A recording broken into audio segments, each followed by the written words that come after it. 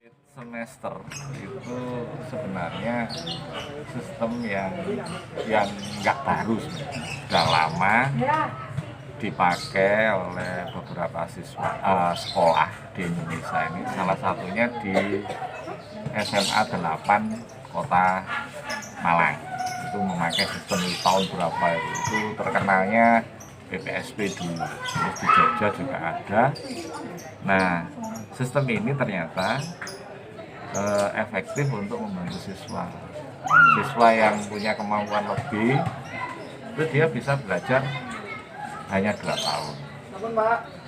Kalau dia normal ya 3 tahun, cuman diberi kesempatan kalau di sistem kita sekarang ini sampai 4 tahun. Itu pun kalau siswanya memang membutuhkan waktu khusus, ya, waktu tambahan.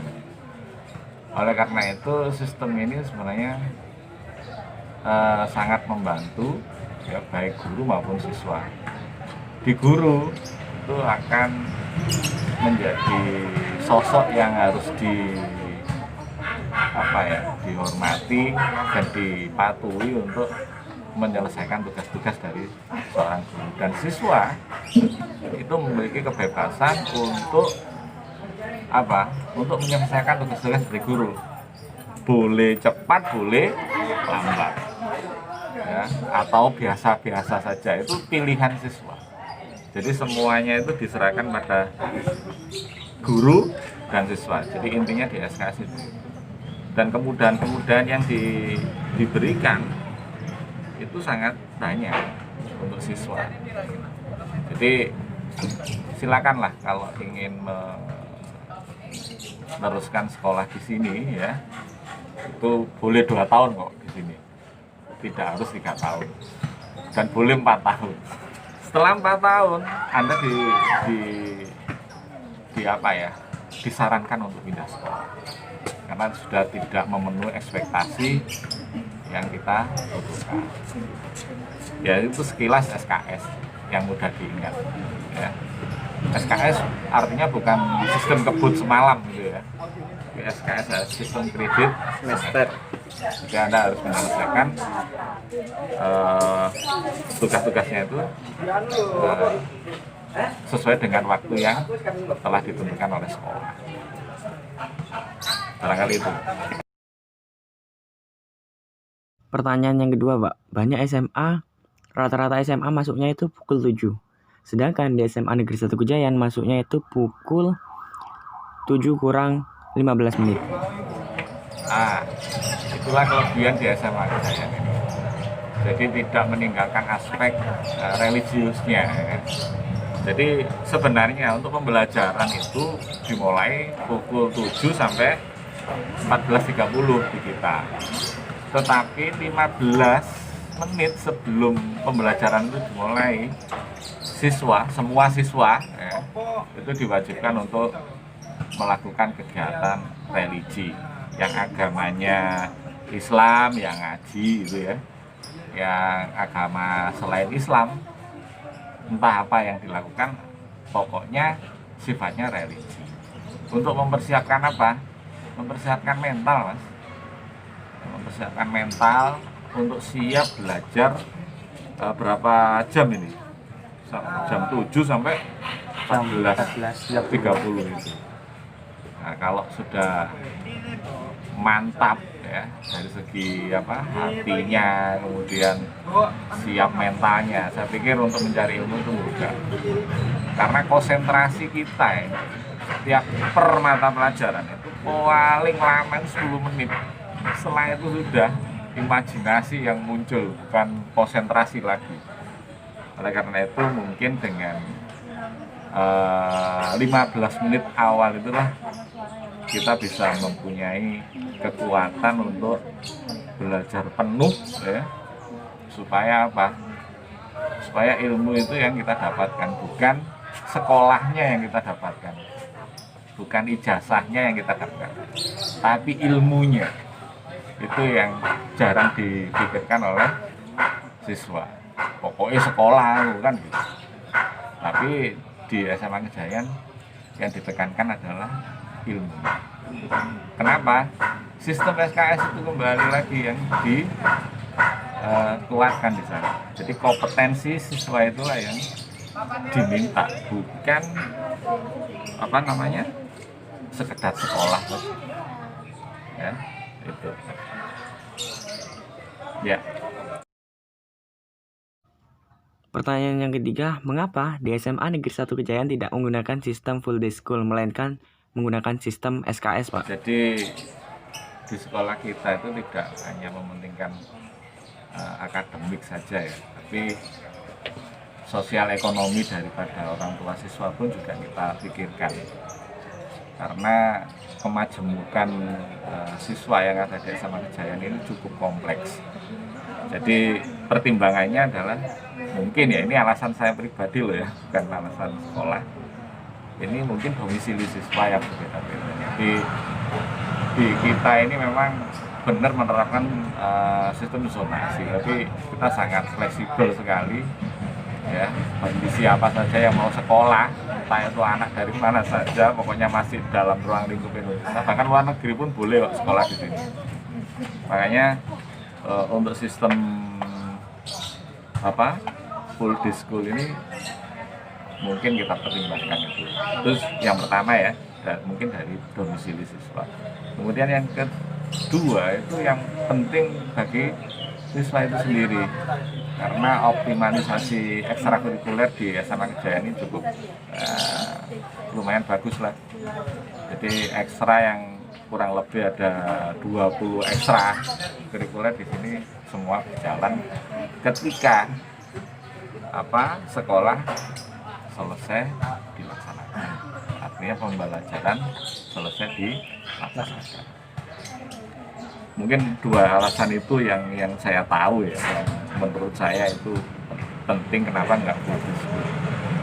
Kalau full day school kan aspek sosial dengan keluarganya saja yang mungkin bagus ya. Jadi hari Sabtu libur, hari Minggu libur, maka waktu dengan keluarganya cukup banyak.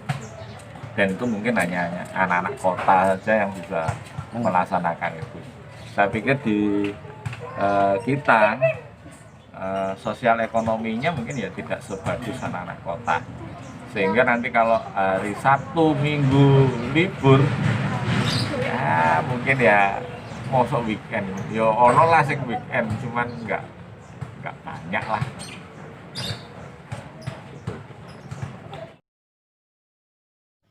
Pada masa pandemi seperti ini, Pak, anak-anak belajar di rumah. Nah, itu sistemnya seperti apa? Atau memakai aplikasi seperti apa, Pak? Aplikasinya, Pak? Ya. Yang dipakai. Jadi ada instruksi dari Mas Menteri kita, yang namanya Mas Nadiem Makarim, itu sudah memberikan kita semacam petunjuk teknis ya, itu tentang pembelajaran jarak jauh karena pandemi COVID-19 ini. Akhirnya ada beberapa aplikasi yang bisa digunakan untuk tatap muka secara tidak langsung ya, dengan siswa. Bisa melalui aplikasi Zoom, webinar, ya, Google Form, Google Classroom, dan WhatsApp. Jadi kalau Zoom dan webinar itu yang bisa dibuat absensi, mungkin nanti bener enggak di rumahnya sudah mempersiapkan diri untuk sekolah. Atau webinar hampir sama dengan Zoom. Mungkin hanya ada kode-kode tertentu saja yang berbeda gitu aja. Kalau Google Form itu biasanya guru-guru membuat kuis atau soal itu pakai Google Form. Nah itu nanti langsung ada responnya. Dia mengerjakan berapa kali, dapat nilai berapa, itu langsung ada responnya.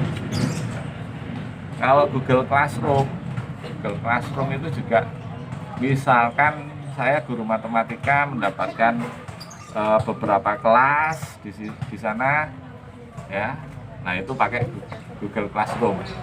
Karena dari Google Classroom ini nanti bisa memilah-milah gitu ya, memilah kelas yang akan diajarkan oleh masing-masing guru. Kemudian WhatsApp itu untuk memudahkan siswa untuk melaporkan melaporkan tugas yang sudah diselesaikan.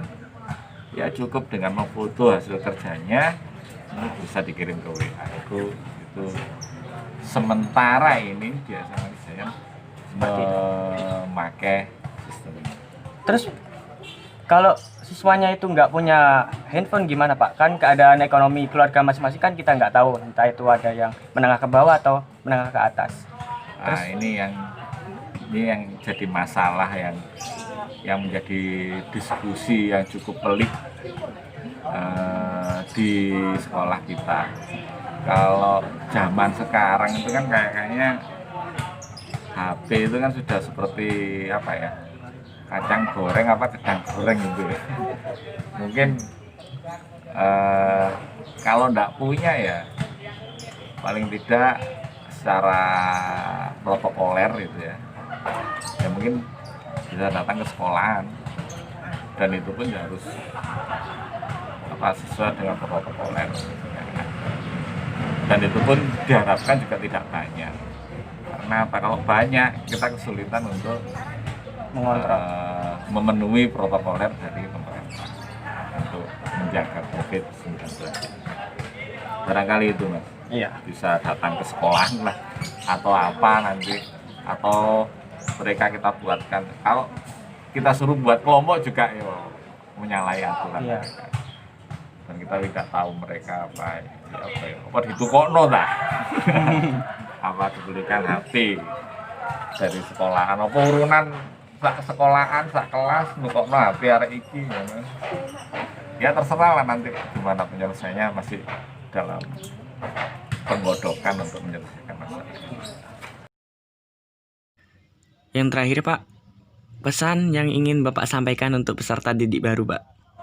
Monggo. Pesan itu sederhana saja ya, belajarlah pasti akan memanen ilmunya. Belajarlah pasti akan memanen ilmunya, karena yang kita harapkan itu bukan catatan-catatan rapor, catatan-catatan ijazah, itu semua kami anggap sebagai hadiah dari Anda belajar. Tapi ilmu itulah yang akan menuntun Anda pada kehidupan selanjutnya, kehidupan yang nyata, kehidupan yang akan Anda lalui sepanjang Anda masih punya nyawa, itu adalah ilmu.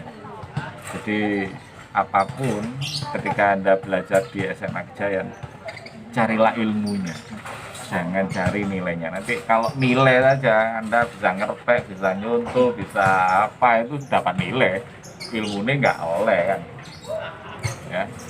Jadi yang kita harapkan adalah ilmunya yang ada di sini itu dipelajari.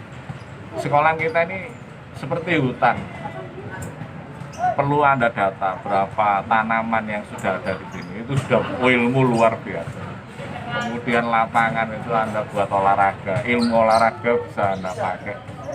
Kemudian ada panggung untuk mengekspresikan, bisa Anda ekspresikan puisi Anda nyanyi Anda gitu kan.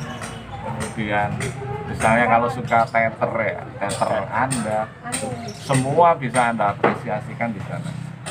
Kemudian kalau apalagi ya, di sini ada greenhouse ini juga untuk mengkapling apa yang harus dipelajari. Yang di belakang sana ada kolam, kalau mau diisi monggo ya.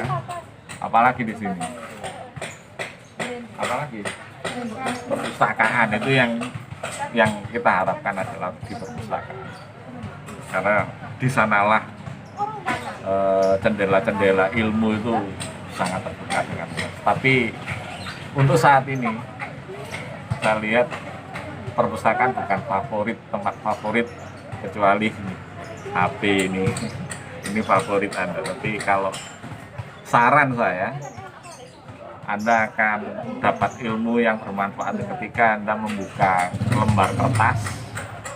Di lembar kertas itu ada sesuatu yang bisa diambil ilmunya.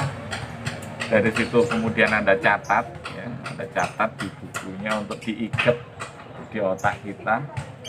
Nah, kemudian supaya lebih berguna pada kehidupan kita ya kita laksanakan, kita amalkan ilmu yang kita dapat itu. Barangkali itu ya.